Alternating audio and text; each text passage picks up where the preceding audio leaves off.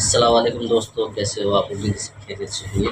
آج ہم سنتے ہیں بہت ہی بہترین تقریر حضرت مولانا گلفام رضا رامپوری کی نماز کے تعلق سے۔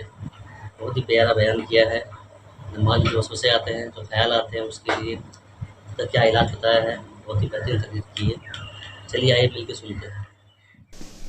دیکھیے، ہم نماز پڑھتے ہیں، اکثر لوگ شکایت کرتے ہیں کہ حضرت جب نماز پڑھتے ہیں تو ذہن ہمارا ایک جگہ نہیں رہتا، بھٹکتا نماز میں ہوتا، بھٹکتا نہیں بھٹکتا۔ ہم نماز میں ذہن کھیت میں، ہم نماز میں ذہن بازار میں، اکثر ایسا ہوتا ہے۔ تو پہلے تو یہ مسئلہ سنیں، اگر ذہن نماز میں بھٹکے تو بھٹک سکتا ہے، لیکن اگر نماز میں ذہن آپ کا ادھر ادھر جائے تو اس کو زیادہ لمبے تک لے کے نہ جاتے رہیں، اس کو کھینچ لیں۔ اگر ہمارا کھیت میں ذہن جا رہا تو آگے تک نہ لے کے جائیں کہ کون سی دوائی کا اسپرے کروں گا، کب کٹے گی، کب پھرے گی، کب اٹھے گی، نہ چلا جائے پھر واپس لے آئیں ذہن، چلا جائے واپس لے آئیں ذہن۔ ایک شخص نے سوال کیا کہ بھئی اپنے دوست سے کیا سوال کیا کہ میرا ذہن نماز میں بھٹکتا ہے، ایک جگہ نہیں رہتا، مجھے اس کا کوئی علاج بتا۔ تو اس نے کیسا سفل علاج بتایا، اس علاج کو آپ سنیں۔ اس کے دوست نے ایک دودھ کا پیالہ ہاتھ میں دیا۔ ارے بھائی، اگر تھوڑی آ بھی رہی ہے یار، عجیب معاملہ آپ لوگوں کا، اگر آ بھی رہی ہے تو کیا بات ہے یار، اتنی آنے دو۔ آپ میں کاغذ کے تو نہیں ہے نا کہ بھیگ کے وہ ہو جائیں گے، بہت تھوڑی ایک آ رہی ہے اس طریقے کی جیسے فوار آتی ہے، یہ تو اور اچھی ہے، اس سے آپ بچے، آرام سے بیٹھو۔ اب ادھر ادھر دیکھو گے تو پھر میں کیسے تقریر کر پاؤں گا؟ توجہ کیجیے آپ۔ دوست نے پیالہ دے دیا دودھ کا ہاتھ میں، کس کے ہاتھ میں دے دیا؟ اس دوست کے جس نے یہ کہا تھا کہ میں نماز پڑھتا ہوں تو ذہن بھٹکتا، مجھے کوئی نسخہ ایسا بتا کہ میرا نماز میں ذہن نہ بھٹکے۔ اس نے کہا بتاتا ہوں۔ مولانا نہ پوچھنے والا تھا، مولانا نہ بتانے والا تھا، کبھی کبھی غیر مولانا بھی بڑی اچھی بات بتا دیتا۔ ہاں، کچھ سوال ایسے ہوتے ہیں جو عام آدمی بہت اچھا بتا دیتا۔ اس نے کہا میرے سوال کا جواب دے۔ اس نے دودھ کا پیالہ تھما دیا، جس نے کہا تھا کہ نماز میں میرا ذہن بھٹکتا، کہا یہ دودھ کا پیالہ تجھے 500 قدم لے کے چلنا۔ کتنی قدم؟ 500 قدم۔ اور اگر یہ پیالہ ذرا سا بھی چلا گیا تو پیچھے ڈنڈا لے کے تیرے میں چل رہا ہوں، تیرے ایک ڈنڈا رسید کروں گا۔ اگر ایک بار چھلکا تو پیچھے سے ایک ڈنڈا، 2 بار چھلکا تو 2 ڈنڈا، اور ماروں گا پوری طاقت سے۔ کہنے لگا بھئی یہ کون سے میرے سوال کا جواب ہے یار، میں نے نماز میں بھٹکنا پوچھا تو ڈنڈا مارنے پہ آ گیا۔ تیرے سوال کا جواب دے رہا ہوں، اگر تجھے میرے اپنے سوال کا جواب چاہیے تو جیسا بولتا ہوں ویسا کر۔ اب اسے سوال کا جواب چاہیے تھا تو اس نے کہا اس کے علاوہ دے دے یار۔ کہا نہیں، سوال کا جواب اسی طرح دوں گا، میں مولانا نہیں ہوں کہ تجھے پڑھ کے بتا دوں قرآن میں ایسا لکھا، حدیث میں ایسا لکھا۔ مولانا نہیں ہوں، میں بھی تیری طرح عام آدمی ہوں، لیکن ذہن میرا کام کر رہا، تجھے سوال کا جواب دے دوں گا، تیرے سنتشٹ کر کے بھیجوں گا، مطمئن کر کے بھیجوں گا۔ لے لیا پیالہ ہاتھ میں، اب وہ چل رہا۔ اب وہ چلتے ہوئے کدھر دیکھ رہا ہوگا؟ کائے پہ بولو؟ پیالے پہ۔ بات ہے کہ نہیں؟ ظاہر سی بات ہے، لگ نہ جائے یار بھئی، بات ہے کہ نہیں؟ کدھر دیکھ رہا ہوگا؟ پیالے پہ۔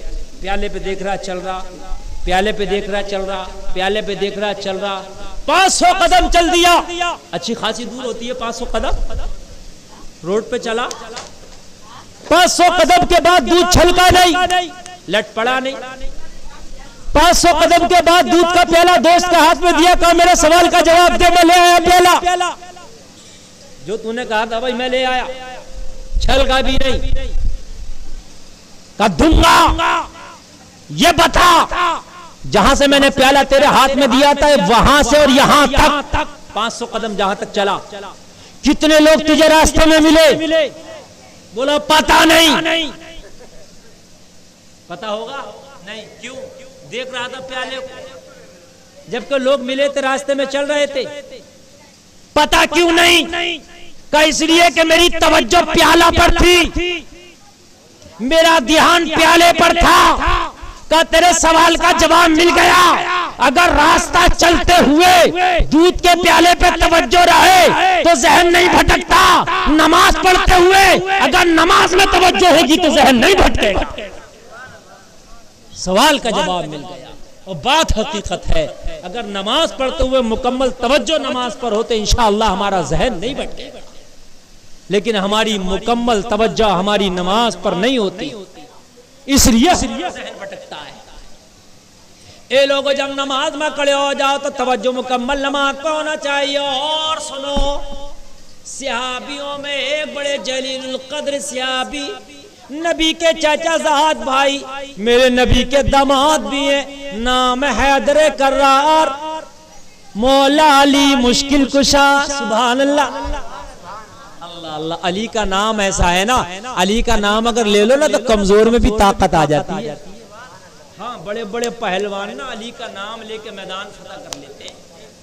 میں نے غیر مسلموں کو بھی علی کا نام لیتے دیکھا ہے, یا علی کہتا دیکھا ہے. میرے نبی فرماتے ہیں جس کا میں مولا اس کا علی مولا. ہائے ہائے ہائے. نبی فرماتے میں علم کا شہر, نبی اس کا دروازہ. نبی فرماتے میں علم کا شہر, علی اس کا دروازہ. علی میدان جنگ میں, توجہ کرنا, کہاں ہے علی میدان جنگ میں؟ ایک تیر آیا سنسناتا ہوا مولا علی کی پنڈلی میں لگ گیا. پہلے جو جنگیں ہوتی تھی نا وہ تیر سے, تلوار سے, بھالا سے, نیزہ سے یہ ہوتی تھی. آج کی جو لڑائیاں ہیں نا وہ بندوق ہے, تمنچا, بڑی خطرناک, تو دور دور کی لڑائیاں.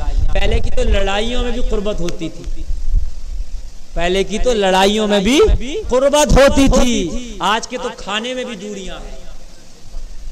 وہ ادھر پلیٹ لے کے بیٹھا, وہ ادھر بیٹھا. ایسا چل رہا کہ نہیں چل رہا بھائیو؟ جو 52 برتنوں کا وہ جو سیٹ آ رہا ہے تو وہ الگ کرنے کے لیے آ رہا. پہلے ایک ہی طبق میں 10 لوگ کھاتے تھے, آپ نے دیکھا ہوگا اپنے بچپنوں میں. شکرانہ ہوتا تھا اور شکرانے میں ایک طبق میں 10 لوگ کھاتے تھے بیٹھ کے. محبت کیوں نہ بڑھے گی بھائیو, ہے کہ نہیں ہے؟ اور آج تو وہ 52 برتنوں کا سیٹ آ گیا, ایک ادھر بیٹھا, ایک ادھر بیٹھا, ایک ادھر بیٹھا, ایک ادھر بیٹھا. کھانے میں برکت بھی تو یوں نہیں, 50 گرام سب نے چھوڑا نا تو 10 لوگوں نے 500 گرام چھوڑ دیا. برکت بھی تو یوں نہیں رہی. ہائے ہائے, کاش نبی کی سنت کو اپنائے نا, مل کے کھانے سے محبتیں بڑھتی ہیں. پہلے کی تو لڑائیاں بھی ہوا کرتی تھی نا تو قریب سے ہوا کرتی تھی. اللہ اللہ. مولا علی کی پنڈلی میں تیر لگ گیا, تکلیف بہت زیادہ, تیر لگ گیا. اور تیر کا جو آکار ہوتا ہے, آپ نے آکار دیکھا ہوگا, وہ اندر تو جاتا آسانی سے لیکن کھچتا مشکل سے.